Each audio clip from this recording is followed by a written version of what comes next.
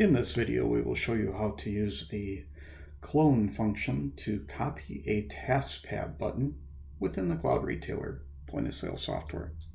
So we are logged into the back office part of the Cloud Retailer point of sale software. And we are going to go to admin. And again, I like to type in what I'm searching for in the search box here, or you can just navigate and click over TaskPads. Then we are going to want to look just for an example here at one of our existing TaskPads. Let's take our POS default for the Surface Pro, and we're going to be editing that.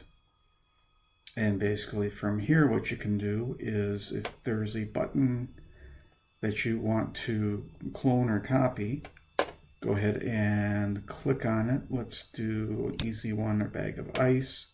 You see we have the clone option, and we can just hold our mouse button down or drag and drop where it needs to go. That easy, and we can click save, and we'll take probably about a minute or so for it to update at the point of sale register. And that's it. Thanks.